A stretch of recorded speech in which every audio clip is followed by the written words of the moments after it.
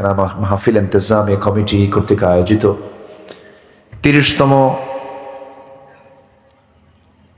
ওয়াজ এবং দোয়ার মাহফিল ২০২৫ আজকের এই সান্ধ্যকালীন মহৎ আয়োজনের সম্মানিত সুযোগ্য সভাপতি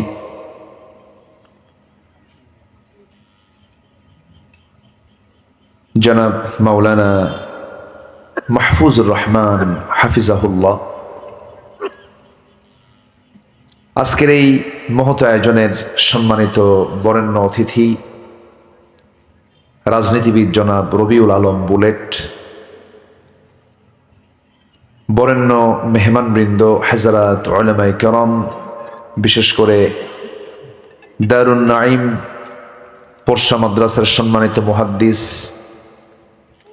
মাওলানা তরিকুল ইসলাম, দক্ষিণ হোসেনপুর মদিনাতুল উলুম কওমি মাদ্রাসার সম্মানিত মুহতামিম মাওলানা আব্দুস সালাম সাহেব, দক্ষিণ এশিয়ার বৃহত্তম ইসলামী সংগঠন বাংলাদেশ জামাত ইসলামীর মহাদেবপুর শাখার কর্মপরিষদ সদস্য জনাব আশরাফুল ইসলাম সহ উপস্থিত হাজারাত উলামায়ে কেরাম, ফদলাইজান, সুশীল সমাজ, জাতির শ্রেষ্ঠ সন্তান শিক্ষক মণ্ডলী, জাতির বিবেক সাংবাদিকবৃন্দ, মিডিয়ার কর্মী ভাইয়েরা, সামনে উপস্থিত দূরে কাছের বিভিন্ন স্থান থেকে ছুটে আসা কালেমার ঝান্ডাবাহী, তাওহীদের পতাকাবাহী, দ্বীন ইসলামের নরসারদুল, বীর মুজাহিদ, প্রাণ প্রিয় সম্মানিত দ্বীনী ভাই এবং আড়ালে বসে আছেন শ্রদ্ধেয়া সম্মানিতা মা বোনেরা, আলোচনার সূচনায় আনুষ্ঠানিকতার মধ্য দিয়ে আমার পক্ষ থেকে আবারও দিল খোলা সালাম, আসসালামু আলাইকুম ওয়া রাহমাতুল্লাহি ওয়া বারাকাতুহু। সালামের জবাব একটু শক্ত করে দিলে ভালো হয়, ওয়াজিব তো, ওয়াজিব কাজটা দুর্বলভাবে হলো ভালো হয় না, একটু মজবুত হলে ভালো হয়।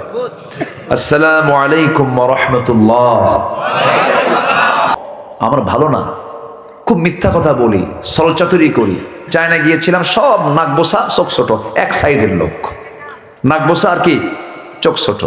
জাপানিজ এরকমই, কোরিয়ান বোঝা যায়, ওখানে মিশ্র জাতি নাই। এরপরে আপনি পারস্যে যাবেন, একই বিষয়। আপনি ইউরোপ আমেরিকায় যাবেন, এক ধরনের লোক পাবেন আপনি। কিন্তু আমার দেশে মিশ্র, এখানে পর্তুগিজ এসেছে, ফরাসি এসেছে, তারপরে ব্রিটিশ এসেছে, সব দেশের মিশ্রতা আমার দেশে ঢুকে এক একটা এক এক সাইজের বিখাউজ হয়েছে। কি কথা কি বুঝতেছেন আপনারা? এই জাতিকে ঠিক করতে হলে পৃথিবীর কোন আইন দিয়ে ঠিক করা যাবে না, কোরআনের আইন দিয়ে ঠিক করতে হবে মুসলমান, ঠিক কিনা? দিও না রিভার্ব, দিও না, এমনি ফ্রি রাখো। তোমার মাইক আবার নতুন করে কথা কয়। সম্মানিত ভাইয়েরা, আল্লাহ যেন কবুল করেন, জোরে বলি আল্লাহুম্মা আমিন। এই জাতিকে ঠিক করতে হবে কি দিয়া বলেন? কোরআন দিয়ে। তাছাড়া এই মিশ্র জাতিকে ঠিক করা খুব কঠিন। আমার রাসূল ওই পত্তলিকদের আরবকে ঠিক করেছেন কি দিয়া বলেন তো? কোরআন দিয়ে ঠিক করেছেন। ওরাও শততে বিভক্ত জাতি ছিল।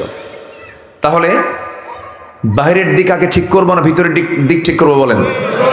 ভিতরটা আগে ঠিক করতে হবে। বাহির তো বাহির, এ আছে নাই শেষ, ভিতরটা ঠিক করব আমরা। কোরআনকে বলুন, কোরআন বলো তো সফলকে? আল্লাহ রাব্বুল আলামিন বলেন, قد أفلح من تزكى وذكر اسم ربه فصلى بل تؤثرون الحياة الدنيا والآخرة خير وأبقى। আরেক জায়গায় বলছেন, قد أفلح من زكاها وقد خاب من دساها كذبت ثمود بطغواها। আল্লাহ রাব্বুল আলামিন বলছেন, ওই বান্দা সফল যে বান্দা নফসকে শুদ্ধ করতে পেরেছে, নফসকে ক্লিয়ার করতে পেরেছে, হিংসা মুক্ত, লোভ মুক্ত, অহংকার মুক্ত করতে পেরেছে। ওই বান্দা সফল হয়েছে যে বান্দা নফসকে যাবতীয় রোগ থেকে মুক্ত রাখতে পেরেছে। নফসের রোগ আছে না নাই বলেন? নফসের রোগ আছে না নাই বলেন? আচ্ছা, নফসের রোগ হলো হিংসা। নফসের রোগ কি? গ্রামের একটা ছেলে একটু কামেল পাস করেছে, গ্রামের একটা ছেলে একটু বড় পাস পড়াশোনা করে বিসিএস ক্যাডার হয়েছে, হয়তো এসপি হয়েছে অথবা মেজর হয়েছে অথবা বড় আলেম হয়েছে। যে হয়েছে বড়, ওর কোনো টেনশন নাই, কিন্তু প্রতিবেশীর ঘুম নাই। এরকম হয় কিনা বলেন? আছে কিনা বলেন? খালি জ্বলতেছে, কেমনে হলো এটা, হলো কেমনে? এই আছে কিনা বলেন? আছে কিনা? এটাই তো সমস্যা। যখন আপনার নফসে এরকম আসবে খেলা, যে না মেনে নিতে পারতেছেন, ওই পরিবার থেকে হলো কেমনে, সারাদিন চিন্তা করে আর রুগী হয়। কি হয়? কি হয়? ঘুম ধরে না। ওর তো ঘুম হবে না, তো সারাদিন ওই চিন্তাই করবে যে ঘুম তো হবে না। যে হিংসুক হয় সে অশান্তিতে থাকে, সে শান্তি পায় না। হিংসুকের শান্তি আছে? লোভীর শান্তি আছে? যে যার অভাব মেটে না তার কোনোদিন শান্তি হয় বলেন তো? শান্তি হয় না কোনোদিন। নাই আর নাই নাই নাই নাই নাই নাই, ঠিক আছে না? লোভীর কোনোদিন শান্তি শেষ হয় না, শান্তি আসে না। অভাবীর কোনোদিন শান্তি তার কপালে জোটে না। আমরা অভাব মুক্ত রাখবো নিজেকে, জোরে বলি ইনশাআল্লাহ। নির্লোভ হবো, জোরে বলি ইনশাআল্লাহ। আমরা হিংসা মুক্ত রাখবো অন্তরটাকে, জোরে বলি ইনশাআল্লাহ। আগের যুগের মানুষ ঘোড়ায় চড়ে বিয়ে করতো, আপনি কিসে চড়ে বিয়ে করছেন? গরুর গাড়িতে। মানে মিল আছে তো, 4 পাও। ঘোড়ার কয় পাও? 4 পা। গৃহপালিত ঘোড়াও গৃহপালিত। তো ঘোড়ায় চড়ে আগে বিয়ে করতো। তো গ্রামের একটা মুরব্বীর ঘোড়া আছে। তো যুবকটা বিয়ে করবে, গেছে মুরব্বীর কাছে, চাচা আমার অমুক দিন বিয়া, ঘোড়াটা দিতে পারবেন? তো মুরব্বীর একটা রাগ ছিল ওই যুবকের উপরে, বুঝলেন? রাগ ঝাড়ছে। তো ঘোড়া দেব সবাই, কিন্তু তোরে দেব না ঘোড়া, যা। ছেলেটা খুব মন খারাপ করে বাড়িতে চলে আসছে। রূপক অর্থে বলছি, জাস্ট বোঝানোর জন্য বলছি, এটার বাস্তবতা নেই, আবার এটা ভাববেন না বাস্তব। উদাহরণ দিতে নিয়ে অনেক কথা বলতে হয়তো। চলে আসছে বাড়িতে, রমজান আসছে, কদরও চলে আসছে। কদরের রাতে গিয়ে নামাজ কালাম পইরা দুহাত তুলে আল্লাহকে বলে, আল্লাহ আজকের রাত্রে আমার জন্য একটা দোয়াও নাই, শুধু একটা দোয়া তোমার কাছে, বুড়ার যেন ঘোড়া মরে। বুড়ার যেন কি মরে? ঘোড়া। এটা কি উদারতার দোয়া না হিংসার দোয়া? এই দোয়া করে চলে আসছে বাড়িতে। বাড়িতে এসে দেখে মার চোখে পানি, মা কান্দে। মা তুমি কান্দো কেন? মা কি হয়েছে? তোর গরু মরছে। কি মরছে? গরু মরছে। তাহলে দোয়া কবুল হয়েছে কিনা বলেন? মালাকুল মউত আসছে কিনা বলেন? ঘোড়ার কাছে না গরুর কাছে? গরু কার? যে দোয়া করছে। হিংসা যে করবে, হিংসার আগুনে সেই জ্বলে পড়ে সারখার হয়ে যাবে। হিংসকের হিংসা, যার জন্য হিংসা করা হচ্ছে তার চুল পরিমাণ কোনো ক্ষতি আনে না, ক্ষতি বয়ে টানে না, ওইটাই জ্বলে পড়ে সারখার হয়ে যায়। ক্বালা ইয়াকুম ফিল হাসাদ ফাইনাল হাসাদা ইয়াকুলুল হাসানাত কামা তাকুলুন নারুল হাতাব, আও কামা ক্বালা আলাইহিস সালাতু ওয়াস সালাম। রাসূল বলেছেন, হিংসা থেকে নিজেকে বাঁচাও। হিংসা মানুষের আমলকে জ্বলে পড়ে সারখার করে দেয়, যেমন আগুন কাঠখণ্ডকে জ্বালিয়ে পড়ে সারখার করে দেয়। নাউযুবিল্লাহ। তাহলে নফসকে শুদ্ধ রাখার জন্য আমরা হিংসা করব না উদার হব? আল্লাহ তুমি ওরে বড় অফিসার বানাইছো, আমার ছেলেরও বড় অফিসার বানাও। ও 20 বিঘা জমি কিনছে, আমারও 20 বিঘা জমি কেনার তৌফিক দাও। আল্লাহ তুমি ও একটা রড সিমেন্টের দোকান দিয়েছে, আল্লাহ তুমি আমার একটা দেওয়ার তৌফিক দিয়ে দাও। আর যদি কোন আল্লাহ ওরে তাদের ধ্বংস কর, আল্লাহ আপনারা ধ্বংস করবে। কি কথা কি বোঝা গেল? এই কথাগুলো বলার কি গুরুত্ব আছে ভাই? বলেন তো, এগুলো কথা বলার কি গুরুত্ব আছে? এই সমস্যা মাঝে মাঝে না, সব সময়? সব সময় এই বিষয়গুলো আমরা অত্যন্ত সতর্কতার সঙ্গে আমরা ফেস করব। মন তো ভালো না, বুঝলেন? মন খুব খারাপ, মন খেলে নেগেটিভ। মন পজিটিভ এটা করতে হবে। মনকে স্বচ্ছ করব আমরা, হৃদয়কে প্রশস্ত করব আকাশের মতো। জোরে বলে আল্লাহু আকবার। আল্লাহ কবুল করুন, জোরে বলে আমিন। জ্ঞানীর মধ্যে অহংকার আছে না নাই? কিছু কিছু জ্ঞানী আছে, এত জ্ঞানী, খালি যদি বলা হয় ভাই ওই লোকটার জ্ঞান কেমন, ও তো গরু। আছে কিনা? ওই লোকটা কেমন, ও তো কোনো এলেমই নাই। মানে ওর মুখে পৃথিবীতে কেউ আলেম না, কেউ জ্ঞান না, সব জ্ঞানী ও, ও হচ্ছে সবচেয়ে বড় মূর্খ। ঠিক কিনা? আছে কিনা বলেন? এগুলো আছে, এগুলো সমস্যা আছে কিনা? আছে। আপনি কি জানেন একটা মানুষের দাম কত? আপনি একটা মানুষকে আপনি এনকার করে যাচ্ছেন, তাকে এড়িয়ে যাচ্ছেন, তাকে আন্ডার এস্টিমেট করছেন, তাকে দাম দিচ্ছেন না। আপনি আদম সন্তানকে সম্মান করছেন। ওয়ালাকাদ কাররামনা বানি আদম, আমি আদম সন্তানকে আমি আল্লাহ সম্মান দিয়েছি। ইহুদির লাশ আসতেছে, ইহুদির লাশ, ইহুদি, সে কাফের, সে মুসলিম না, লাশ নিয়ে আসতেছে, ইহুদির লাশ নিয়ে আসতেছিল। আমার রাসূল দাঁড়ায় গেলেন। সাহাবীরা বলছেন, ইয়া রাসূলুল্লাহ, আপনি দাঁড়ায় গেলেন, সে তো ইহুদি। কি ইহুদি হয়েছে দেখি মানুষ না? ও কি মানুষ না? আমি কি মানুষকে সম্মান করব না? এজন্য প্রত্যেকটা মানুষকে সম্মান করা প্রত্যেকটা মানুষের দায়িত্ব। মনকে ফ্রেশ করতে হবে সবার আগে। আল্লাহ কবুল করুন, জোরে বলি আমিন। হিন্দু বলেন, বৌদ্ধ বলেন, যেই বলেন না কেন, সে কার বান্দা? আপনার অহংকার করা যাবে? যাবে না। এই মনকে ফ্রেশ করার জন্য, এই হৃদয়কে নফসকে শুদ্ধ করার জন্য 10টা পন্থা আল্লাহ রাব্বুল আলামিন গোটা কোরআনে খুঁজে খুঁজে আমি একটু বের করার চেষ্টা করে আজকে বলতে চাচ্ছি। নাম্বার 1 হলো হৃদয়কে শুদ্ধ করার জন্য, নফসকে শুদ্ধ করার জন্য 1 নাম্বার পন্থা হলো, সেটা হলো খাঁটি মনে তওবা করা। খাঁটি মনে তওবা করা। তওবা করব কার কাছে? চুরি করে ধরা পড়েছেন ইয়াং টাইমে, মহাদেবপুর থানায় আপনার নামটা চলে গেছে চুরির তালিকায়। হজ 14 বার করে আসলেও থানায় ওই তালিকা থাকবে কি থাকবে না বলেন? থাকবে কি না? মরা পর্যন্ত থাকবে। এটা চোর, এটা কে বলেন? হাজার ভালো হলে আপনার নামটা ওই চুরির তালিকা থেকে বাদ পড়বে না, সারা জীবন থেকে যাবে। কিন্তু আল্লাহ বলছেন, বান্দারে তুই চুরি করেছিস, ডাকাতি করেছিস, খুন করেছিস, জেনা করেছিস, যা করেছিস, যদি খাঁটি মনে তওবা করে আমার পথে যদি ফিরে আসিস, আর ওই পথে যদি না যাস, সমস্ত তালিকা থেকে তোর নামটা মাইনাস করে তোকে জান্নাতের তালিকায় তোর নামটা উঠায়া দেব। জোরে বলে সুবহানাল্লাহ। যে চোর কার বান্দা বলেন? যে ডাকাত কার বান্দা? যে সুদখোর সে কার বান্দা? ও যদি সুদ ছেড়ে দেওয়ার মানসিকতা নিয়ে যদি আসে, আল্লাহকে মাফ করতে পারেন না? অবশ্যই পারেন। এই জন্য আমি আপনি, আমার মূল দায়িত্ব হচ্ছে আমাকে ফিরে আসতে হবে, নফসকে শুদ্ধ করতে হবে। আমরা খাঁটিয়ে মনে তওবা করব কার কাছে? দল করছি দুনিয়াতে সারা জীবন, আকাম কুকাম করছি, বেনামাজির দল করছি, আর জীবনে করব না, আল্লাহর দলে আসব। কবুল করবেন কে? আসতে বলুন, কবুল করবেন কে? দল তো সব দেখলামই আমরা। দল দেখা কি বাদ আছে আমাদের? শুধু একটা দল দেখা বাদ আছে, ইসলামী দল। এ পর্যন্ত যত সরকার ক্ষমতায় আসছে 54 বছর, একটা বছরও কি, একটা মৌসুমও কি ইসলাম প্রতিষ্ঠা করতে চায় এমন কোন দলকে এদেশের জনগণ কি রায় দিয়েছে? রায় দিয়েছে কি বলেন? দেয় নাই। সব দল দেখা শেষ। দেখলাম তো 16 বছর, 16 বছর, 9 বছর, 25 বছর অনেকেই শাসন করলেন।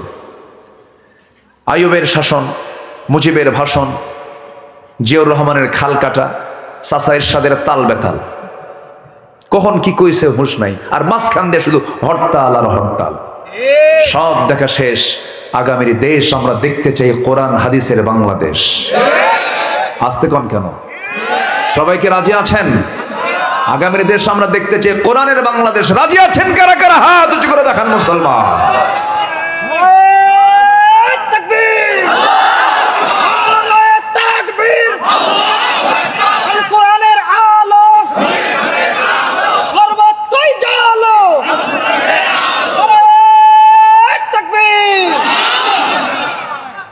আল্লাহ কবুল করুন, জোরে বলি আমিন। আমার পূর্বে আপনি কথা বলেছেন না, সব ওয়াজ শুনছি আমি, খুব সুন্দর। আল্লাহ তুমি তার কথায় বারাকা দিয়ে দাও। এত আসতে বললেন কেন? মারামারি আছে নাকি? বোঝাপড়া আছে? জোরে কোন আল্লাহুম্মা আমিন। ওয়াজ করলাম কিছুক্ষণ আগে, কি আবার আসতে কোন কেন? ওয়াজ করলাম কি এটার প্রতিফলন থাকতে হবে না? এটা জোরে বলেন আমিন।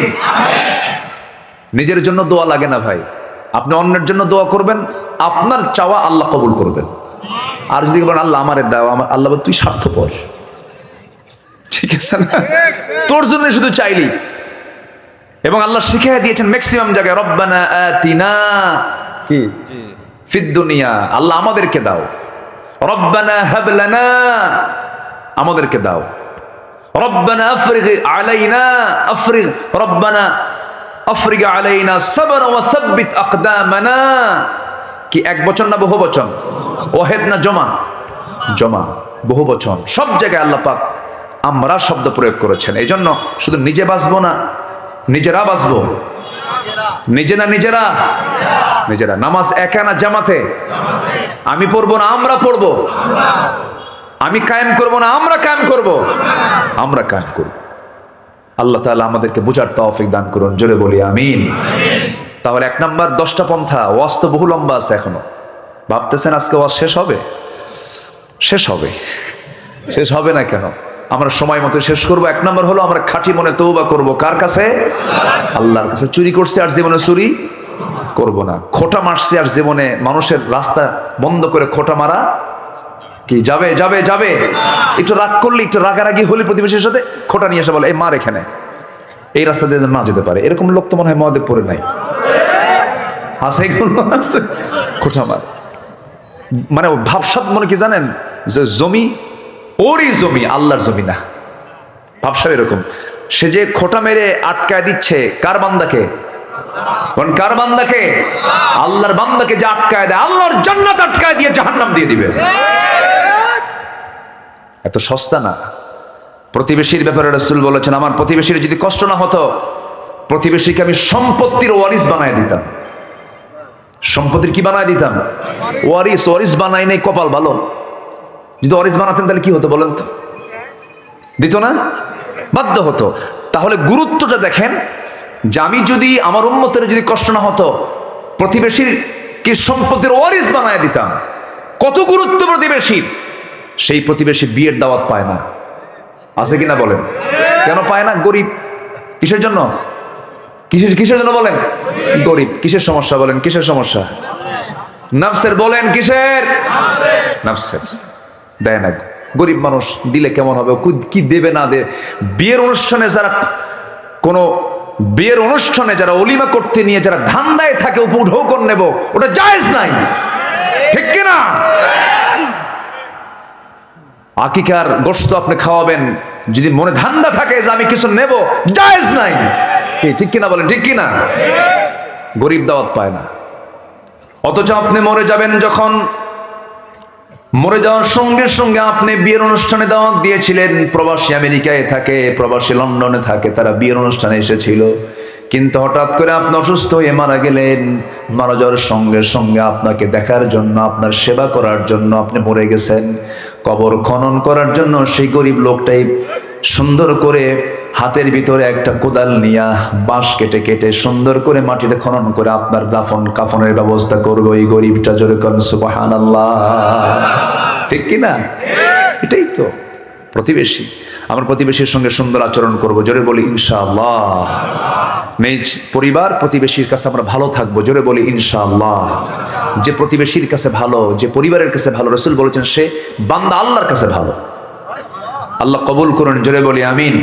এই ওয়াজগুলো খুব কম হয়, এই ওয়াজগুলো খুবই কম হয় জানেন। আমি তো এগুলো দেখি খুব কম হয়, এই ওয়াজগুলো করে না কেউ। খালি উঠেই শুধু গরম আর গরম। কিছু বক্তা আছে এই পশ্চিমবঙ্গ থেকে আসে, মানে শুধু স্লোগানে মনে হয় রাজনৈতিক মঞ্চ বানায়, জনসভা বানায় ফেলছেন। না, কোরআনের মাহফিলে অবশ্যই ভাবগাম্ভীর্য থাকার দরকার আছে না নাই বলেন তো? আছে। আমরা আজকে নাফসকে ঠিক করে যাব, দেখবেন সব ঠিক হয়ে গেছে, জোরে বলি ইনশাআল্লাহ। অন্যের কোনো ভালো দেখলে আমার নিজের কি মনে হতে হবে? খারাপ না ভালো? ভালো। আল্লাহ ওর ভালো হয়েছে, আল্লাহ ভালো।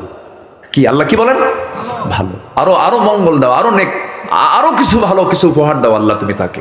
এরকম করে আমরা উদার চিত্ততা নিয়ে চলবো, জোরে বলি ইনশাআল্লাহ। তো তওবা করবো কার কাছে? তওবা করার দরকার আছে কিনা বলেন?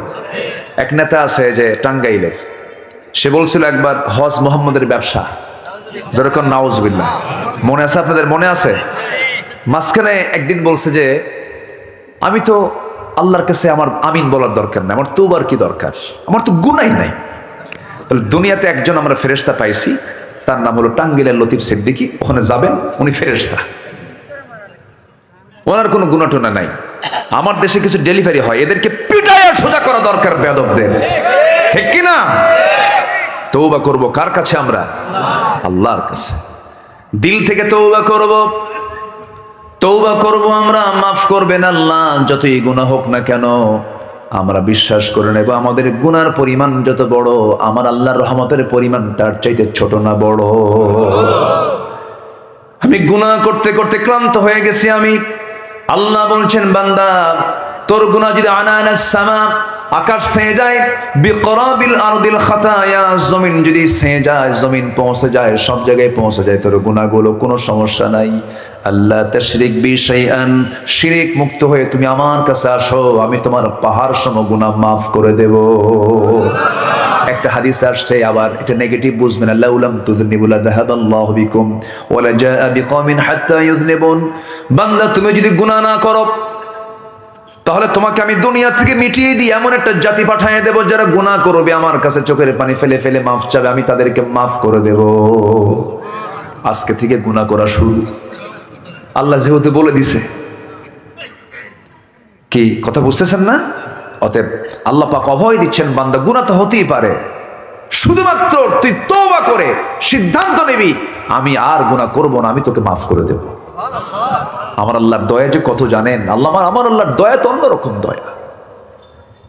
100টা খুন সম্পূর্ণ করেছে, 100টা, 99 খুন করার পর একজনের কাছে বলছে আমার কি মাফ পাওয়ার কোনো জায়গা আছে? কেন না, ওরও মারছে। সহিহ হাদিস না, সিয়াসিত্তার হাদিস। 100টা মার্ডার করার পরেও আল্লাহ তাকে জান্নাত দিয়েছেন তওবার কারণে। লম্বা হাদিস, বলার সময় নাই, শুধু সংক্ষিপ্ত করে বললাম। এত বড় গুনাহগার হওয়ার পরেও তওবার কারণে মাফ করে দিয়েছেন কে? এক বান্দাকে আল্লাহ, আমি তো তোমার কাছে যাবো কেমনে, লজ্জায় যেতে পারতেছি না, মরার পরও তোমার সামনে হাজির হব না। মরার আগে ওসিয়ত করছে, শোন আমি মরে গেলে তোরা আমার এই দেহটা আগুন দিয়ে পুড়বি, পুড়ে ছাই বানায়া ছাই উড়াইয়া দিবি, যেন আল্লাহর সামনে যেন আমার না দাঁড়ান লাগে। কেন? আমি যে পরিমাণ গুনাহ করছি, আমি আল্লাহর সামনে দাঁড়াবো কেমনে? আল্লাহু আকবার বলেন। এটাও কার ভয়? আসতে কার ভয়? কার ভয়? কার ভয়? আল্লাহর ভয়। এই জন্য আমরা আল্লাহর কাছে তওবা করব। ইয়া আইয়ুহাল্লাযীনা আমানু তুবু ইলাল্লাহি তাওবাতান নাসুহা। আরেক জায়গায় বলছেন তুবু ইলাল্লাহি জামিআন আইয়ুহাল মুমিনুন। জোরে বলুন আল্লাহু আকবার। তোমরা তওবা করো, সবাই মিলে তওবা করো, তওবাতান নাসুহা করো, তওবার মতো তওবা করো, আমি তোমার সমস্ত গুনাহগুলো মাফ করে কি করব? আসা রাব্বুকুম আইয়ুকাফিরা আনকুম সাইয়্যাতিকুম ওয়া ইউদখিলাকুম জান্নাতিন তাজরি মিন তাহতিহাল আনহার। জোরে বলুন আল্লাহু আকবার। তওবা করলে পরে সব গুনাহ মাফ করে দেব, তোমাদের কেমন সুন্দর জান্নাত দিয়ে দেব, যে জান্নাতের নিচ দিয়ে নহর প্রবাহিত। জান্নাতের মধ্যে থাকবে হলো 4টা নহর। কিসের নহর বলেন? দুনিয়াতে আছে একটা নহর, পানির নহর। পানির নদীগুলো আছে না, এখানে কি মধুর নদী আছে, দুধের নদী আছে, শরাবের কোনো নদী আছে? জান্নাতের মধ্যে থাকবে হলো 4টা নহর। কয়টা নহর বলেন? 4টা নহর থাকবে। এই 4টা নহর আল্লাহ রাব্বুল আলামিন জান্নাতবাসীর জন্য রেখে দিয়েছেন। কিন্তু জান্নাতের যে নহরগুলো, যে শরাবগুলো, যে পানীয়গুলো, যে দুধগুলো আল্লাহ পাক রেখে দিয়েছেন, আল্লাহ বলছেন এইগুলো তুই যদি একবার পান করতে পারিস বান্দা, কোনোদিন তোর চামড়া ঢিল হবে না, তুই বুড়া হবি না, চামড়াগুলো কুঁচকে যাবে না, চোখগুলো তুই কম দেখবি না, যৌবন ডাবল ডাবল হয়ে যাবে, তুই জীবনে কোনোদিন বুড়া হবি না জান্নাতের মধ্যে। যেরকম সুবহানাল্লাহ। সবাই কি সে জান্নাত পেতে চান? ইনশাআল্লাহ। বসেন। সবাই কি সেই জান্নাত আপনারা পেতে চান? জি ভাইজান, আলহামদুলিল্লাহ। আমাদের চিনেন আপনারা ওনাকে? চিনেছেন তো? আর তো বলার দরকার নাই। জি মাশাআল্লাহ। আল্লাহ কবুল করুন, জোরে বলি আল্লাহুম্মা আমিন। আল্লাহ যেন ভালো কিছু আমাদেরকে উপহার দেন। আল্লাহ যেন সুন্দর বাংলাদেশে কোরআন দিয়ে যেন সুন্দর বাংলাদেশ চলতে পারে, আল্লাহ সেই তৌফিক দান করুন। জোরে বলি আল্লাহুম্মা আমিন। তওবা করব কার কাছে? আল্লাহর কাছে।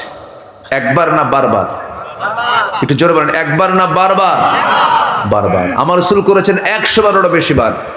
তুবু ইলাল্লাহ, তুবু ইলাল্লাহ ফাইন্নী আতুবু ফিল ইয়াউমি মিআত মাররা। তোমরা আল্লাহর কাছে তওবা করো, আমি রাসূল সারা দিনে 100বারেরও বেশি বার তওবা করি।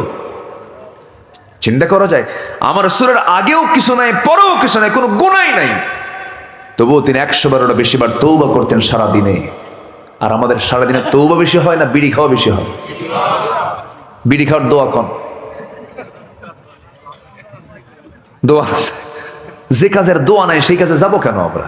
হাই রে বিড়ি খায়, বিড়ি খাওয়ার মানে ভাবসাব দেখলে মনে হয় এটা মনে হয় সুন্নতে আদম, এত খাওয়া খায়, টানে সারাদিন টানতেছে। আবার মাহফিলে এসে প্রশ্ন করে, হুজুর বিড়ি খাওয়া কি জায়েজ আছে? মানে উনি চেষ্টায় আছেন এটা কেমনে জায়েজ করা যায়। জোরে কোন নাউযুবিল্লাহ। আল্লাহ সকল নেশা থেকে জাতিকে হেফাজত করে, জোরে বলি আমিন। কোন নেশার দিকে আমরা যাব না। হাজার হাজার কোটি টাকা বিড়ির পিছনে অপচয় আছে না নাই? এটা কি খরচ না অপচয়? খরচ না অপচয়? অপচয়। হাজার হাজার কোটি টাকা এই টোবাকোর পিছনে, এই নেশার পিছনে খরচ করা হয়, যা কোনো প্রয়োজন ছিল না। কে বলবে কথাগুলো? কে এটাকে একটা আইনের আওতায় নিয়ে আসবে? কে বলবে কথা? 54 বছর তো আমরা কাউকে পাইনি। আগামীর বাংলাদেশকে আমরা কোরআন দিয়ে সাজাতে চাই। জোরে বলি ইনশাআল্লাহ। কোরআন দিয়ে আমরা সাজাবো, দেখবেন কোরআন সুন্দর, সমাজে সুন্দর হবে, রাষ্ট্র সুন্দর হবে। জোরে বলি ইনশাআল্লাহ। কোরআন দিয়ে সমাজ চালালে, কোরআনের সমাজ যারা গড়ে, যারা রাষ্ট্রনায়ক হয় তারা কেমন হয় দেখেন।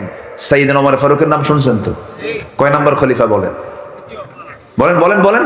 মোট খলিফা কয়জন? 30 বছরে কয়জন? বলেন বলেন বলেন বলেন। 1 নাম্বার, নাম্বার 2, নাম্বার 3, নাম্বার 4, এই 4 জন। দ্বিতীয় খলিফা ওমর ফারুক রাদিয়াল্লাহু তাআলা আনহু। অনেকদিন আগে এক মাহফিলে বললাম, ওমর ফারুককে চিনেন কে? সামনে থেকে এক ছেলে দাঁড়ায় বলে, হুজুর আমি চিনি। কে? আমাদের বাড়ির দোতলায় ভাড়া থাকে। ভাড়া থাকা ওমর এটা নয়, এই ওমর হচ্ছে সেই ওমর, রাতের আধারে 2 বছর তিনি কোনোদিন ঘুমান নাই। জনগণকে দেখতে দেখতে তার টাইম পার হয়ে যেত। সুঠাম মানুষ, শুকায় গেছেন। বলা হলো, ওমর এরকম করে শুকান কেন? আমারে যে দায়িত্ব দিয়েছে, এই দায়িত্ব আমারে স্বাস্থ্যহীন বানায় দিয়েছে, ঘুম ধরে না। কি চিন্তা ছিল! নিঝুম পল্লীতে এক প্রত্যন্ত অঞ্চলে চলে গেলেন। সাথে ছিলেন সাইয়েদনা আলী রাদিয়াল্লাহু তাআলা আনহু। চলে গেছেন, ছোট্ট একটা কুঠির ঘরের মধ্যে এক মহিলা, বৃদ্ধ নারী দাঁড়ায় আছে, বসে আছে।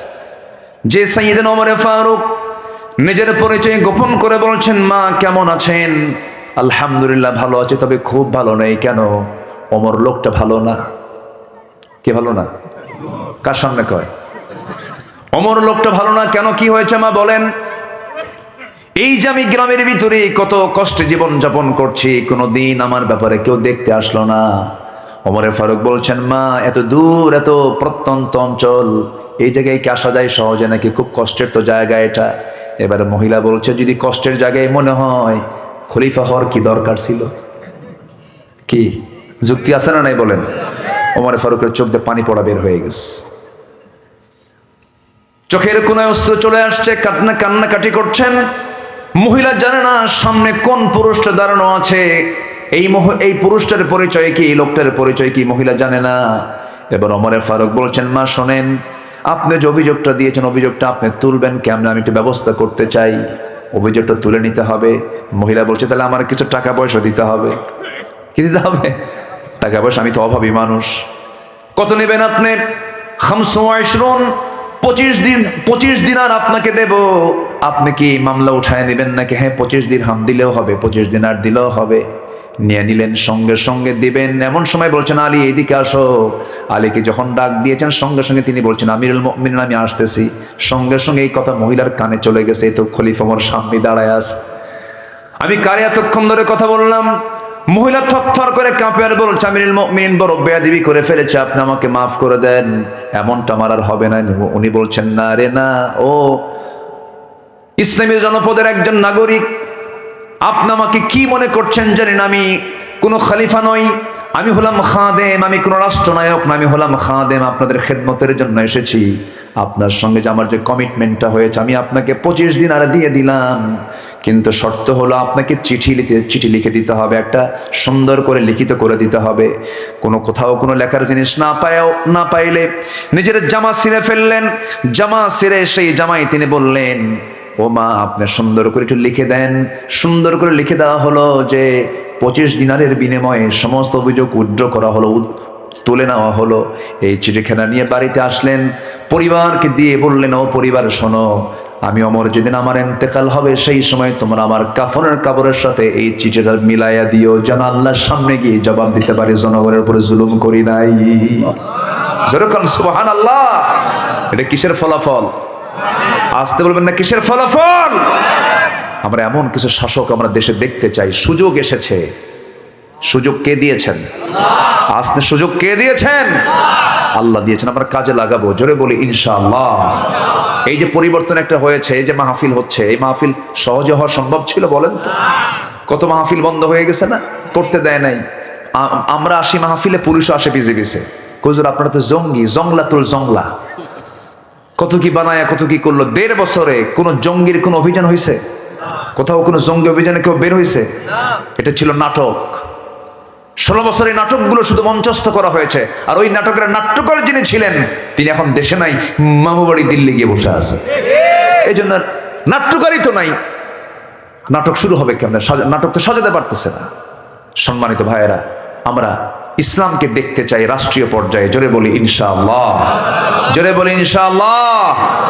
ইসলামকে শুধু আমরা কাগজের পাতায় দেখতে চাই না, নামাজের শুধু জামাতে দেখতে চাই না, আমরা সচিবালয়ে, ক্যান্টনমেন্টে, সংসদে, পার্লামেন্টে আমরা কোরআন চাই।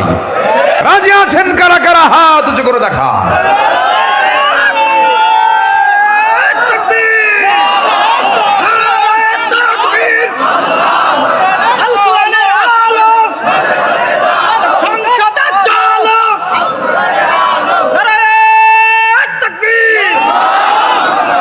আল্লাহ কবুল করুন, জোরে বলি আমিন। সম্মানিত ভাইয়েরা,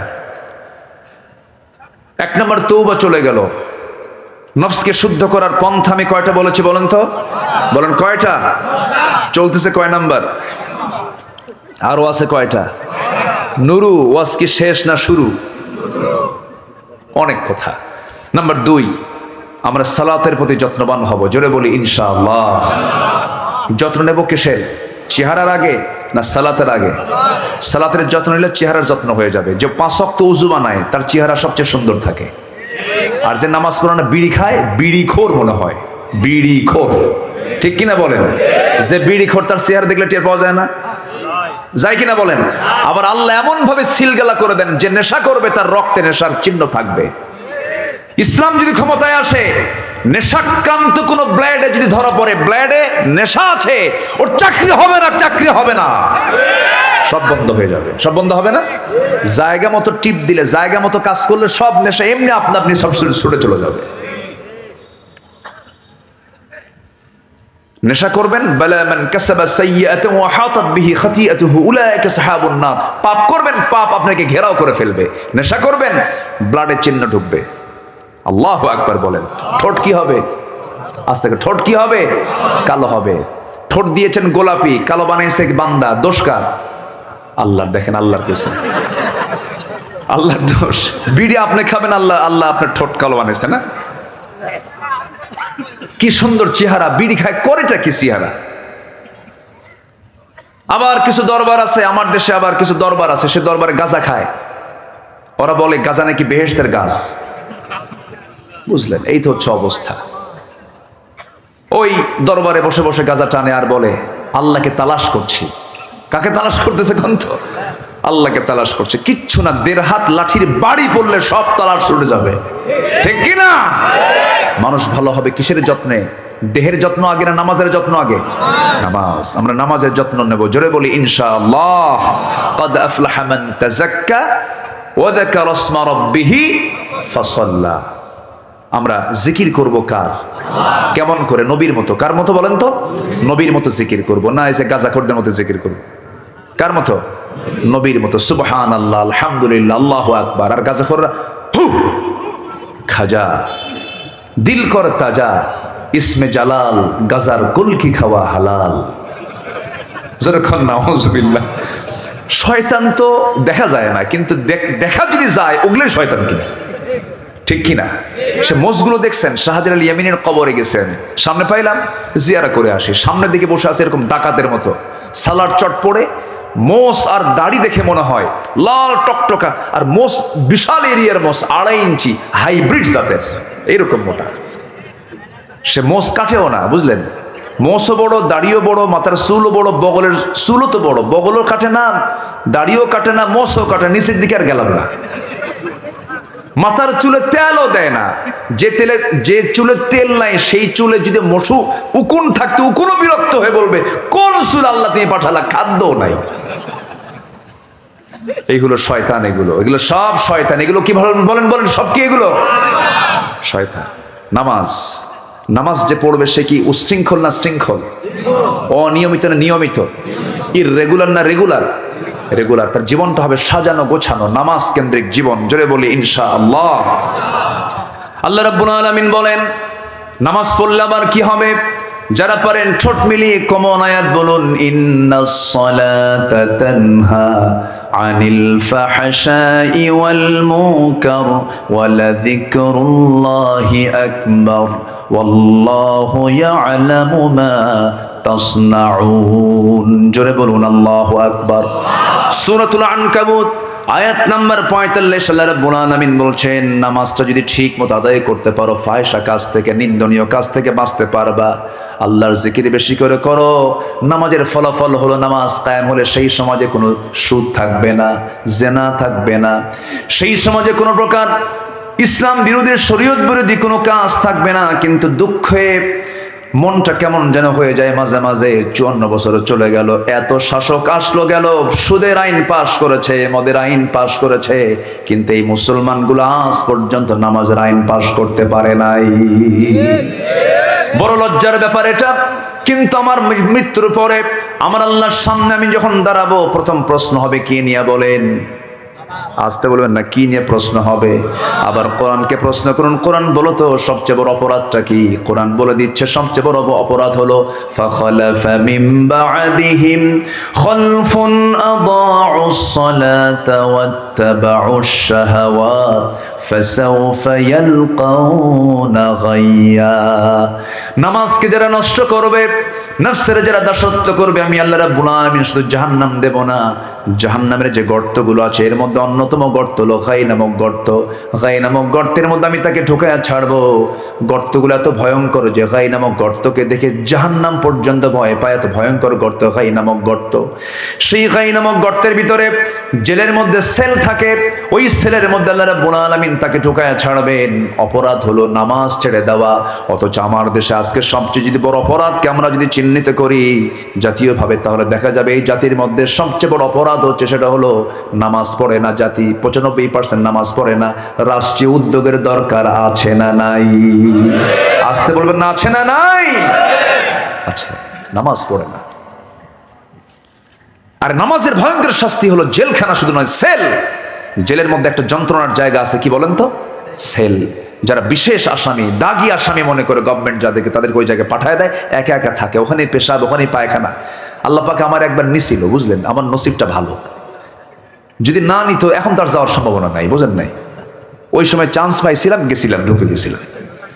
এটা সুযোগ, চান্স তো এটা। আমি জেলখানার নাম দিয়েছি মাদ্রাসা ইউসুফিয়া, বুঝেন না? মাদ্রাসায় কি ইউসুফিয়া। তো আমারে মাহফিল শেষ করে বাসায় গেছি, পুলিশ ঘেরা দিয়ে আমারে ধরে নিয়ে থানায় জমা দিল। ওসির সামনে বসে আছি, থাকার তো জায়গা নাই ওই জায়গায়।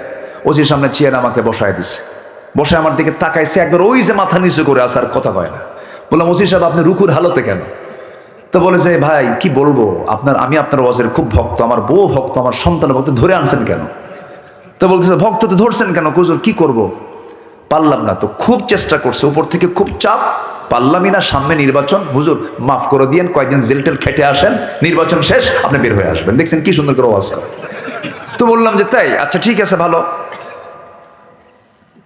তো মামলা যা ছিল আরো কিছু যোগ দিল, ইচ্ছার বিরুদ্ধে। তো অনেক পুলিশ চায় না, এগুলো চায় নাই, পুলিশরা বাধ্য করেছে। বলতেছে হুজুর কি করবেন, ছেলে মেয়ে আছে, বাচ্চা কাচ্চা আছে, চাকরি তো রক্ষা করা ফরজ। আমি বললাম ইমান রক্ষা করা নফল। শেষমেশ তো পুলিশের সন্তানও চলে গেছে জুলাই আগস্টে, যায় নাই। যদি তার আগের থেকে সচেতন হতো এই লাশগুলো পড়তো না, এই জীবনগুলো যেত না, এই মায়ের কোলগুলো শূন্য হতো না। এরপর হ্যান্ডক্যাপ লাগায় পাঠায় দিল, চালান দিয়ে দিল কোর্টে। কোর্টের জজ আমার দিকে তাকায় জিব্বায় কামড় মেরে কয় এই লোকটারে ধরে আনলো খারা। মামলার ধারা দেখে যে না, এ তো জামিন হবে না, জামিন অযোগ্য, আমার জামিন দিলে আমার চাকরি শেষ। পাঠায় দিল জেলখানায়। গেলাম, চুরি তো আর করি নাই, মনে একটা সাহস, যদি চুরি না করে কেউ কিন্তু তাকে আসামি বানাচ্ছে, তার কি কোনো ভয় থাকে? মনের বল হচ্ছে সবচেয়ে বড় বল। হৃদয় যদি শুদ্ধ থাকে, তাজকিয়াতুন নফস, নফসের শুদ্ধতা থাকলে পরে পৃথিবীর কোনো শক্তি তাকে চলাতে পারে না। আজকের সাবজেক্ট কি বলেন তো? নফস। নিয়ে চলে গেল জেলখানার মূল গেট দিয়ে ঢুকে পড়লাম। ঢুকেই পড়ে দেখি এক বৃদ্ধ চাচা সামনে দাঁড়ানো, 80 ঊর্ধ্ব বয়স, আমার দিকে তাকায় লম্বা একখান সালাম দিয়ে বলে, হুজুর আপনি জেলখানায় ঢুকছেন? খুব খুশি হলাম। তো বললাম জেলখানায় ঢুকলাম, আপনি খুশি হলেন কেন? বলতেছে ওয়াজ শুনতে যাই, কত দূর থেকে ওয়াজ শুনি, এত চেষ্টা করছি জীবনে আপনার সঙ্গে মোসাফা করব, একটু কথা বলবো, চান্স মেলে নাই, আল্লাহ কি সুন্দর মিলায় দিল। তো বললাম যে তাই? হ্যাঁ হুজুর, আমি দোয়া করি আপনি জেলখানায় থাকেন। আমি বললাম চাচা আপনি এই বুড়া বয়সে আপনি কেন জেলখানায়? কে বাবা, বোমা হামলা, বোমা হামলা। কি হামলা? বোমা মারছেন উনি। 80 বছরের বয়সের লোক যদি বোমা মারতে যায়, ওটা কি জায়গায় পড়বে না মাথায় পড়বে? এই হচ্ছে অবস্থা। এই সিচুয়েশন গুলো করেছিল ওরা। লক্ষ্য ছিল একটাই, ফেরাউনের মতো ক্ষমতায় টিকে থাকার স্বপ্ন। ফেরাউনকে আল্লাহ পাক সেই স্বপ্ন পূরণ করতে দিয়েছেন। নীল দরিয়ায় চুবায় আছেন ওয়াগরাকনা আলা ফিরাউন। আর আমার দেশের লেডিস ফেরাউনকে দেশ থেকে বিতাড়িত করে মামাবাড়ি দিল্লি পাঠায়া দিয়েছেন, ঠিক কিনা? দিল্লি কেন পাঠালেন? আল্লাহ তো ইচ্ছা করলে কাঠমান্ডু পাঠাতে পারতেন, আসাম পাঠাতে পারতেন, গুয়াহাটি পাঠাতে পারতেন। ওই ভারত কি ছোটখাটো দেশ? বলেন, আমার দেশের চাইতে 22 গুণ বড়। হায়দ্রাবাদ পাঠাতে পারতেন, আগরতলা পাঠাতে পারতেন, রাজস্থান পাঠাতে পারতেন, অনেক প্রদেশ ছিল, ইউপিতে পাঠাতে পারতেন, অথবা নেপাল, শ্রীলঙ্কা, পার্শ্ববর্তী বোনের বাড়ি লন্ডন, বিয়েই বাড়ি আমেরিকা। দেশে বিয়ে বাড়ি নাই কিন্তু আমেরিকা। কত জায়গা ছিল, কত শহর ছিল, নগর ছিল, কোথাও না পাঠায়া আল্লাহ পাঠায় দিয়েছেন মামা বাড়ি দিল্লি। কেন জানেন? 25 বছর আগে আল্লামা সাইদি দোয়া করেছিলেন। উনি বলেছিলেন গাছের গোড়ায় নাড়া দেব, মামা বাড়ি দিল্লি গিয়ে পড়বা। দোয়া কবুল হয়েছে কিনা বলেন? অনেক কিছু করেছে ওরা। আমাদের প্রতিশোধ একটাই, সেটা হচ্ছে এই জমিন আল্লাহর দিন কায়েম করা। আমরা কিচ্ছু চাই না, কোনো প্রতিশোধ আমরা চাই না। আমাদের লক্ষ্য একটাই, জমিনে কার দিন প্রতিষ্ঠা করা। বলেন কার দিন, কার দিন, কার দিন? আমরা কি তাদের মতো প্রতিশোধ পরায়ণ হতে চাই? 5 আগস্ট পরবর্তী যে হামলাগুলো হয়েছে, যে পুকুর দখল, বাড়ি দখল, এগুলো করেছে ইসলামী আন্দোলনের নেতৃবৃন্দের সঙ্গে এগুলোর ন্যূনতম কোনো সম্পর্ক নাই। যারা করেছে এগুলো, তাদের দায় তারা নেবে, এটার সাথে ইসলামী আন্দোলনের কোনো সম্পর্ক নাই। এটা অপরাধ, এটা আমরা স্বীকার করি। যারা করেছেন এগুলো গুরুতর অপরাধ। এই জুলুম আল্লাহ কখনো সহ্য করতে পারেন না। এই কথাগুলো ইতিহাস হয়ে থাকবে এক সময়। জোরে বলি ইনশাআল্লাহ, ইনশাআল্লাহ বলেন। অন্যের পুকুর দখল করা কি ভালো হৃদয়ের কাজ? ওটা কি মানুষ না চোর? মানুষ না চোর? চোর। শত্রু যদি শত্রু হয়, শত্রু তো শত্রুর পুকুর, শত্রুর পুকুর তুমি দখল করতে যাবা কেন? তোমার পুকুর দখল করে মাছ ছেড়েছে, এরকম সন্ত্রাসীনাতার নেতৃত্ব আমরা মানি না। আল্লাহ বোঝার তৌফিক দান করুন। 2 চলে গেল। নামাজ সবাই পড়তে রাজি আছেন তো ইনশাআল্লাহ? একানা জামাতে? কোন নামাজ বেশি জরুরি বলেন? কোন নামাজ জোরে কোন? এই দেশে সবচেয়ে দুর্বল মুসল্লি, সবচেয়ে কম মুসল্লি মসজিদে কোন ওয়াক্তের বলেন? ফজর। সবচেয়ে বেশি মানুষ থাকে বাড়িতে কোন সময় বলেন? জোহরে না ফজরে? আসরে না ফজরে? মাগরিবে না ফজরে? এশায়ে না ফজরে? ফজরে 100% মানুষ বাড়িতে থাকে, অথচ উচিত ছিল সবচেয়ে বেশি মুসল্লি হওয়া কোন ওয়াক্তে?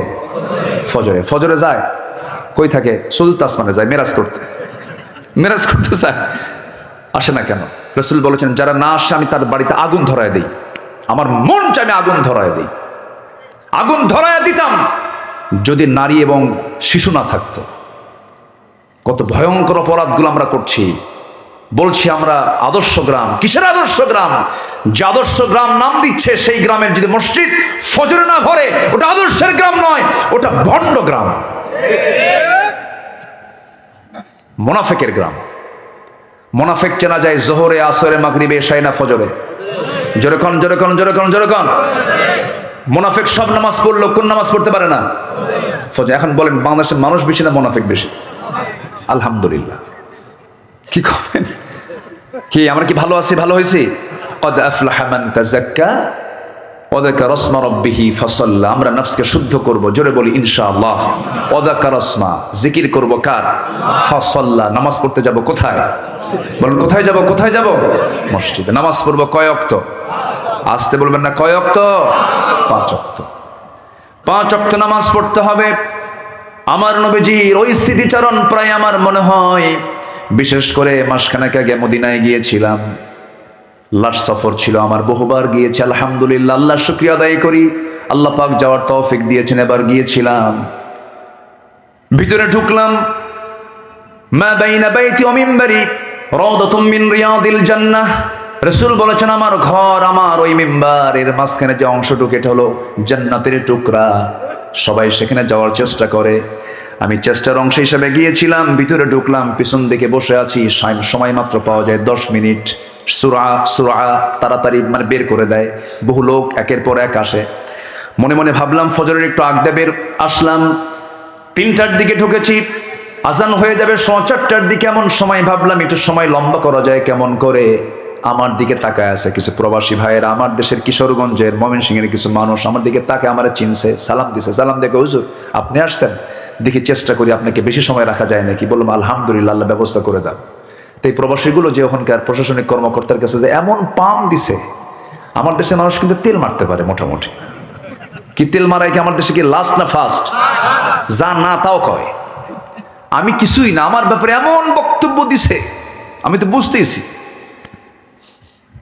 দূর মেরে প্রশাসনিক কর্মকর্তা আমার কাছে এসে সালাম কালাম দিয়া একদম সুমা সুমা খায়, ওরা তো সুমা খায় খালি, সুমা টুমা দিয়ে একদম টেনে নিয়ে একদম রাউদাতুম মিন রিয়াদিল জান্নাহ, একদম নবীর কবরের দেওয়ালের সাথে, ঘরের দেওয়ালের একদম ফার্স্ট কাতারে আমারে বসায় দিয়া, ইনটেক একটা জমজমের বোতল দিয়া, খেজুর দিয়া, আবার আগরের ধোঁয়া দিয়ে আমারে বরণ করে নিয়ে বলে হুজুর এখানে বসেন। দেখছেন প্রবাসীদের কারবার দেখছেন? আমার দেশের মানুষ আলহামদুলিল্লাহ বলে, যেরকম আলহামদুলিল্লাহ। বসলাম, বসে বাম দিকে তাকায় আছি, আমার নবীজির ফ্লেভার যেন পাচ্ছি। নবীজি শুয়ে আছেন, সুবহানাল্লাহ। আমার নবীজি ওখানে বসেই গোটা পৃথিবী শাসন করেছেন, গোটা পৃথিবীর নেতৃত্ব দিয়েছেন, রাহমাতুল লিল আলামিন। তার নেতৃত্বেই গোটা পৃথিবীতে ইসলাম ছড়িয়ে পড়েছে। আল্লাহু আকবার বলেন। সব নবী ছিলেন আঞ্চলিক নবী, আমার নবী হচ্ছেন বিশ্ব নবী, যেরকম সুবহানাল্লাহ। সব নবীর হায়াত বেশি বেশি, আমার নবীর হায়াত কম কিন্তু বরকত বেশি।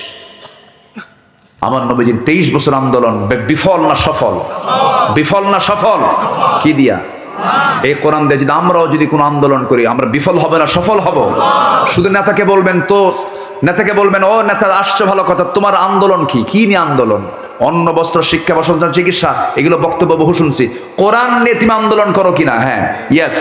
কোরআন ছাড়া যা বলতে আসবা জুতা পেটা করবেন, জুতা পেটা, ঠিক কিনা? কোনো সুযোগ নাই, কোনো সুযোগ নাই। কারণ মুসলমান হয়ে যারা কোরআনকে চায় না, ওরাই কাট্টা মুনাফিক, ওরাই ফাসিক, ওরাই জালেম। শরিয়াকে যারা বিশ্বাস করে না, নতুন করে ঈমান আনতে হবে তাদেরকে। কি কথা বলার দরকার আছে? কত হেকমত খাটাবো আর বলেন? কোনো হেকমত নাই। হেকমত মানে সত্যকে আড়াল করা নয়, হেকমত মানে হচ্ছে সত্যকে সুকৌশলে উপস্থাপন করার নাম। আল্লাহ বোঝার তৌফিক দান করুন, জোরে বলি আমিন। আমার নবীজি ওখানে বসেই কত ফিকির করেছেন। আমি নামাজে ওখানে বসে পড়লাম, বসে বাম দিকে তাকাতেই নবীজির কবর, ডান দিকে তাকিয়ে আছি আমার নবীজির মিম্বার। কত হাঁটা হেঁটেছেন সেই জায়গা দিয়ে আমার প্রাণের নবী মুহাম্মদ সাল্লাল্লাহু আলাইহি ওয়াসাল্লাম। বারবার হাত দিয়ে ছুঁয়ে দেই, বারবার সেজদায় যাই, বারবার ফিকির করি, হারে আমি আমার নফসের চাইতে রাসূলকে বেশি মহব্বত করতে পেরেছি কিনা।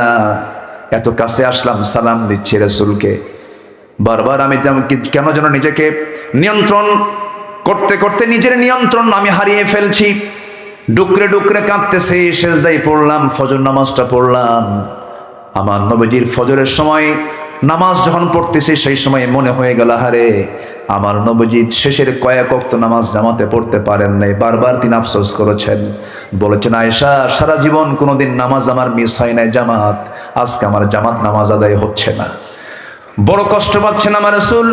বেলাল আযান দিচ্ছেন, আমার রাসূল আসার জন্য চেষ্টা করছেন, পারেন না। শেষ পর্যন্ত বলছেন আয়েশা আমার মুসাল্লায় কে দাঁড়াবে বলে দিচ্ছে, আমার মুসাল্লায় সেই দাঁড়াবে যে আমার সবচেয়ে প্রিয় সাহাবী আমার আবু বকর। আমার আবু বকরকে বলে দাও সে যেন আমার মুসাল্লায় দাঁড়ায়, যেন আমার দায়িত্ব পালন করে।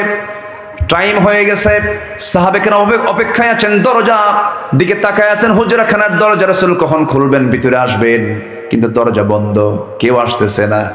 আস্তে করে ইঙ্গিত চলে আসলো, সাইয়েদনা আবু বকর আমার নবীর মুসাল্লায় দাঁড়ানো মাত্রই হাউমাউ করে কান্না শুরু হয়ে গেছে। সাহাবীরা কান্দে, সাহাবীদের কান্নার আওয়াজ নবীর কানে চলে গেছে। রাসূল বলছে আয়েশা আমার সাহাবীরা কান্দে কেন? আপনি নাই, আপনি নামাজ পড়াতে পারছেন না, এই জন্য কান্দে। আমরা আবু বকর নামাজ শুরু করে না কেন? নামাজ শুরু হয়ে গেছে। রাসূল বলছেন আমার আয়েশা একটু আমাকে নিয়ে চলো, জানালার কাছে নিয়ে চলো। জানালার কাছে তিনি গিয়ে দাঁড়ালেন, ফাঁকা দিয়া নামাজের দৃশ্যগুলো দেখেন। নবীজির কান্নার কোনো আওয়াজ নাই, কিন্তু যেন নদীর মতো বহমান, চোখের কোনা বেয়ে বেয়ে টপ টপ করে পানি পড়ছে।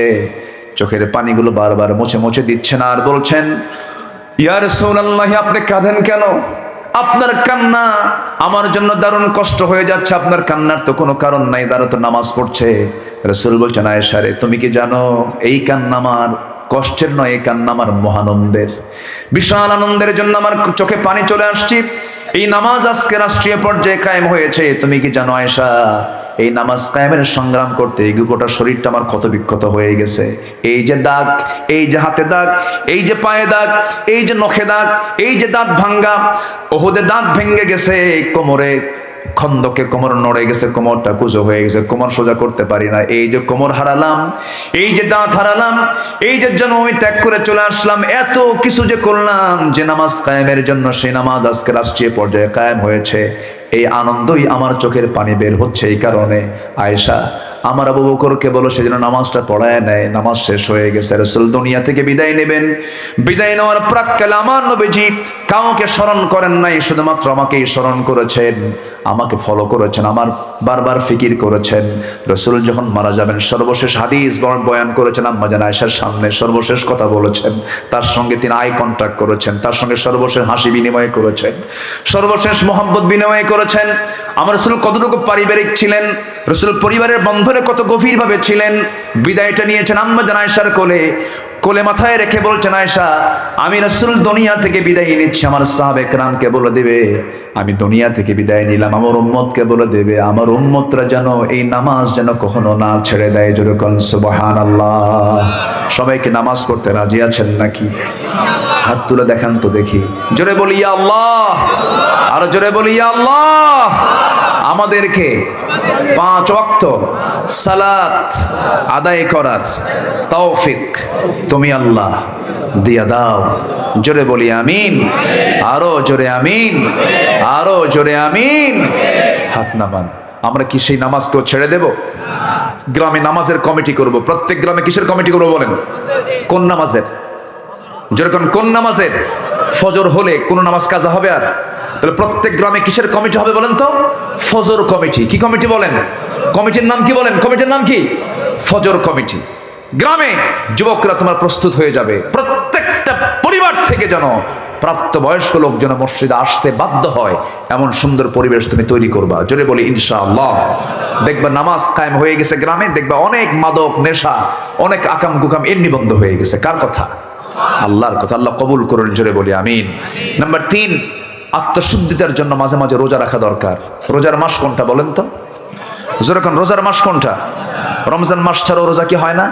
হয়। মাঝে মাঝে যখন যুবকরা তোমাদের মন যখন এদিক সেদিক যাবে, এদিক সেদিক যায় না মাঝে মাঝে, ফট করে চলে যায় একদিক। এই যুবকরা কিছু কয় না তো? যায় কি না? এই যুবক যায় না? যখন ডিস্টার্ব করবে তখন রোজা দিয়ে ট্রিটমেন্ট করে নিবা। রোজার ট্রিটমেন্ট করবা, দেখবে যে সব ঠিক হয়ে গেছে। নিজের নফস শুদ্ধ করার জন্য রোজা একটা গুরুত্বপূর্ণ মাধ্যম। আমরা মাঝে মাঝে একটু রোজার প্র্যাকটিস করব। জোরে বলি ইনশাআল্লাহ। রোজা কি শুধু না খাওয়া? বলেন শুধু কি না খাওয়া? না কথা বলা, এটাও রোজা। ইন্নী নাযারতু লির-রহমানি সাওমা। মারিয়াম আলাইহিস সালাম বলেছেন আমি রোজা আছি, আমি কোনো কথা বলবো না। তার রোজা ছিল কি? কি না বলা? কথা না বলা, কথা না বলাও একটা রোজা। ওয়াল্লাযীনা হুম আনিল লাগযি মু'রিদুন, যারা বাজে কথা থেকে জিহ্বাকে সংযত রাখবে, এটাও একটা রোজা। জোরে কাল সুবহানাল্লাহ। আল্লাহ কবুল করুন, জোরে বলে আমিন। নাম্বার 4, আমরা জিকির করব কার? আস্তে জিকির করব কার? এক জায়গায় না সব জায়গায়? সব জায়গায় আল্লাহর জিকির থাকবে। জিকির থাকলে পরে সেই জিকির হৃদয়টা কখনো শয়তান অ্যাটাক করতে পারে না, ওই কলবের ভিতরে শয়তান কখনো ঢুকতে পারে না। আমরা প্রায় একটা আশ্রয় চাই আল্লাহর কাছে, একটা সূরা পড়ে পড়ে। সেটা কি বলেন? সবাই বলুন, আল্লাযী ইউওয়াসওয়িসু ফি সুদুরিন নাস। সবাই বলুন, কুল আউযু বিরাব্বিন নাস, মালিকিন নাস, ইলাহিন নাস, মিন শাররিল ওয়াসওয়াসিল খান্নাস, আল্লাযী ইউওয়াসওয়িসু ফি কুলুবিন নাস। কুলুবিন নাস কি হবে? সুদুরিন নাস। শয়তান কখনো কলবে ওয়াসওয়াসা দিতে পারে না। কলবের দরজা হলো সুদূর, এই সদরে এসে ধাক্কা মারে, কারণ কলব তো কারো নির্দেশে চলে না। ইয়া মুকাল্লিবাল কুলুব সাব্বিত কলবি আলা দীনিক। আমার বন্ধুগণ, ওই সদরে সে মাঝে মাঝে ধাক্কা মারতে চাই, সেই সময় বান্দা কি করবে? আউযু বিল্লাহি মিনাশ শাইতানির রাজীম। এজন্য আল্লাহ রাব্বুল আলামিন বলছেন, বান্দা আমার জিকির করো। আল্লাযীনা আমানু ওয়া তাতমাইন্নু কুলুবুহুম বিযিকরিল্লাহ, আলা বিযিকরিল্লাহি তাতমাইন্নুল কুলুব। জোরে বলুন আল্লাহু আকবার। নাম্বার 5 হলো কোরআনের সাথে সম্পর্ক যদি বৃদ্ধি করি, আমার আল্লাহর সঙ্গে সম্পর্ক বেড়ে যাবে, নাফসটা শুদ্ধ থাকবে। কোরআন যে হৃদয়ে থাকবে সেই হৃদয়ে শয়তান ওয়াসওয়াসা দিতে পারে না। জ্ঞানীকে শয়তান কখনো ঠকাতে পারে না। জ্ঞানী শুধু ঢুকে আসে মূর্খের কাছে। কোথায় যায় বলেন? কিসের কাছে বলেন? মূর্খের কাছে চলে যায়। এই জন্য প্রথম ওহীটা হলো, আমার আগের আলোচনা করেছেন, প্রথম হুকুমটা হলো পড়ো, ইকরা বিসমি রাব্বিকাল্লাযী খালাক, খালাকাল ইনসানা মিন আলাক। পড়ো কার নামে? আসতে বলবেন না, কার নামে? দেশে যদি ইসলাম ক্ষমতায় চলে আসে, তাহলে জাতিকে কোরআন শেখানো হবে, পড়ে না আগে? বলেন, পড়ে না আগে? আগে কোরআন শেখানো হবে। কোরআন আগে শিখলে পরে ওই বান্দা কখনো চুরি করতে শিখবে না। সুকৌশলে এই 54 বছরে জাতিকে কোরআন থেকে দূরে রাখা হয়েছে, তার বড় প্রমাণ হলো এখানে যারা বসে আছেন, এই জায়গায় একটা প্রশ্ন করলে পরে হাত যতগুলো উঠবে, এই সমস্যা শুধু এখানকার নয়, জাতীয় সমস্যা।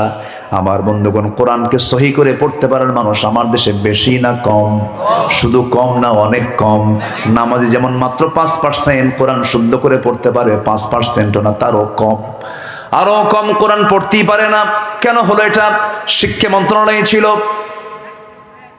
এই শিক্ষা মন্ত্রণালয় 54 বছর ধরে তারা মন্ত্রিত্ব পালন করেছে, মন্ত্রণালয়ের দায়িত্ব পালন করেছে, কিন্তু সব শিক্ষা দিতে পারলেও কোরআনটাকে অবহেলার চোখে দেখেছে। বইয়েতে দেয় নাই, ডিওতে দেয় নাই। প্রত্যেকটি ইউনিভার্সিটির সমস্ত সিলেবাসের মধ্যে যদি কোরআনটা ঢুকায় দিত, সূরা হুজুরাত দিয়ে দিত, সূরা হুজুরাতের মতো যদি সূরা দিয়ে দিত, তাহলে ছাত্র কোনোদিন শিক্ষককে থাপড়াতো না। ঠিক কিনা বলেন? আদব শিখায় নাই। প্রত্যেক ইউনিভার্সিটিতে যদি ফার্স্ট ইয়ারের সিলেবাসে যদি সূরা হুজুরাত দিয়ে দেয়, এই সূরা হুজুরাত পড়লে পরে প্রত্যেকটা ছাত্র শিক্ষককে সম্মানের উচ্চাসনে সম্মান দিয়ে দিত। কিন্তু এগুলো দেয় নাই। আমরা সুন্দর করে আমরা সিলেবাস করে সাজাবো, জোরে বলি ইনশাআল্লাহ। কি দিয়া বলেন? কোরআন দিয়া। এই জন্য কোরআনের সঙ্গে আমরা সম্পর্ক কমাবো না বাড়াবো? কোরআন শুনবো বেশি না কম? কোরআন শুনবো বেশি, গান শুনবো? হ্যাঁ, গান শুনবেন তো? গান শোনা যাবে? গানের ধারে পাশে যাব না। আমাদের দেশে তো বহু লিডার আছে, এরা মাহফিলের সভাপতি হয়, ওইদিকে কনসার্টের সভাপতি হয়। তখন বলা হয় কি, এবার আমরা দুই দিকে কেন, ওটা একটু কম যাই, কোরআনে মাহফিলে বেশি যাই। কোরআন শুনবো বেশি, গান শুনবো দেখেন কম। ওই সমস্ত ডবল স্ট্যান্ডার্ড নেতৃবৃন্দকে আমরা মানি না। যারা যাত্রাকে সাপোর্ট করবে, যারা সুদকে সাপোর্ট করবে, যারা মদের বোতলকে সাপোর্ট করবে, যারা, তুমি যুবক, তুমি নেতা, তুমি ইয়াং ছেলে, তোমার হাতে নারী এবং বোতল তুলে দেবে, বোতল দিয়ে পিটাইয়ে সোজা করবা। ঠিক কি না? এটা মাথায় রাখো। এখন সময় এসেছে আমাদের, আল্লাহ কবুল করুন, জোরে বলি আল্লাহুম্মা আমিন। নাম্বার 6, সেজদার মধ্যে কাঁদতে হবে কম না বেশি? কান্নার জায়গা কোথায়? সেজদায়। কান্নার জায়গা কোথায়? স্বামী বউয়ের কাছে, বউ স্বামীর কাছে। স্বামী বউয়ের কাছে কানলে বউ বলবে তুমি কি পুরুষ নাকি? পুরুষ কান্দে, শেষ, আপনার কান্নার দাম একদম জিরো। আবার বউ কাঁদতেছে স্বামীর কাছে, স্বামী হাসে আর কয় মেয়ে মানুষ এরকম কান্দেই, কি ঠিক কিনা বল? কেউ কান্নার মূল্য দেবে না ভাই, যতই কান্দেন বলবে এটা অভিনয়, কোনো লক্ষ্য আছে, এই কান্দে কেন, লক্ষ্য খারাপ, বিভিন্ন বলবে। কিন্তু আপনি সেজদায় পড়ে আল্লাহর কাছে কাঁদবেন, আল্লাহ বলবেন বান্দা তুই আমার কাছে যখন কেঁদেছিস, যা তোর চোখের পানি জমিনে পড়ার আগেই ৭ জাহান্নাম আমি হারাম করে দিলাম। যেরকম সুবহানাল্লাহ। কাঁদবো কার কাছে? আল্লাহ রাব্বুল আলামিন বলেন ইয়াখিরুনা লিল আযকানি ইয়াবকুন ওয়া ইয়াজিদুহুম খুশুআ, কাঁদতে কাঁদতে লুটিয়ে পড়ে এবং তাদের বিনয় বৃদ্ধি হয়ে যায়, সেজদায় অবনত হয়ে আল্লাহর কাছে তারা রোনাজারি করে। আমরা চাইবো কাঁদবো কার কাছে বলুন?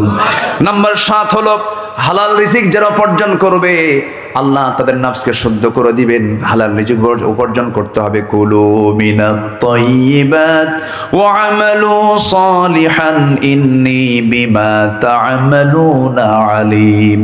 নাম্বার ৭ হলো মিথ্যাচার বাদ দিতে হবে, গীবত বাদ দিতে হবে। ওয়ালা তাজাসসু ওয়ালা ইয়াগতাব বা'দুকুম বা'দান আইয়ুহিব্বু আহাদুকুম আন ইয়াকুলা লাহমা আখিহি মাইতান ফাকারিহতুমু ওয়াত্তাকুল্লাহ ইন্নাল্লাহা তাওয়াবুর রহিম। জোরে বলুন আল্লাহু আকবার।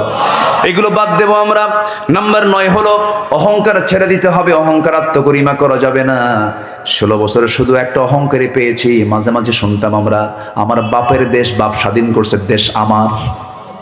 শোনেন নাই? শোনেন নাই? খালি এটাই শুধু চলছে ১৬ বছর। আল্লাহ কয় থাম, দেশ কার দেখাচ্ছি। শেষে কি বললো? ঢাকা ইউনিভার্সিটির মেধাবী ছাত্র তারা দেশ গড়বে, তাদেরকে বলে রাজাকারের নাতিপুতিরা চাকরি পাবে, রাজাকারের নাতিপুতিরা চাকরি পাবে। এটা কি বিনয়ের কথা না অহংকারের কথা? অহংকারকে নামায় দেন কে? আস্তে অহংকারকে নামায় দেন কে? অহংকারীকে জিরো বানায় দেন কে? আল্লাহ। অহংকার করা যাবে না, ইমানদার কখনো অহংকারী হতে পারে না। ولا تصعر خدك للناس ولا تمش في الأرض مرحا إن الله لا يحب كل مختال فخور। জোরে বলুন আল্লাহু আকবার। সর্বশেষ হলো, সময় কম, অল্প সময় শেষ করে দিচ্ছি। নাম্বার ১০ হলো তাকওয়া অর্জন করা, মুত্তাকি হয়ে যাওয়া, খোদাফিরো হয়ে যাওয়া। আল্লাহ রাব্বুল আলামিন বলছেন এই গুণ যদি তোমরা অর্জন করতে পারো ফলাফল হলো জান্নাত। জোরে কোন সুবহানাল্লাহ। আল্লাহ সুন্দর করে বলছেন ইত্তাকুল্লাহা ওয়া কুলু কাওলান সাদীদান ইউসলিহ লাকুম আ'মালাকুম ওয়া ইয়াগফির লাকুম যুনুবাকুম ওয়া মান ইউতি'ইল্লাহা ওয়া রাসূলাহু ফাকাদ ফাযা ফাওজান আযীমা। জোরে বলুন আল্লাহু আকবার। আরো জোরে বলুন আল্লাহু আকবার। যারা আল্লাহকে ভয় করবে মহা পুরস্কারে পুরস্কৃত করবে আমি তাদেরকে। কার কথা? কার কথা? কার কথা? আল্লাহ পাক এই 10টা গুণ অর্জন করে নফসকে শুদ্ধ করার তৌফিক সবাইকে দান করুন। জোরে বলি আমিন। সন্তানকে মাদ্রাসায় পড়াবেন, মাদ্রাসার মাহফিল দিবেন না ইনশাআল্লাহ? জোরে বলেন ইনশাআল্লাহ। সন্তানকে যা বানান আগে আলেম বানান, যা বানান আগে হাফেজ বানান, যা বানান আগে আল্লাহওয়ালা বানান, এরপরে যা করেন করেন। তাহলে রডের বদলে বাঁশ দেবে না। রডের বদলে কি দেবে না? এই ছেলে পেলাই বসো।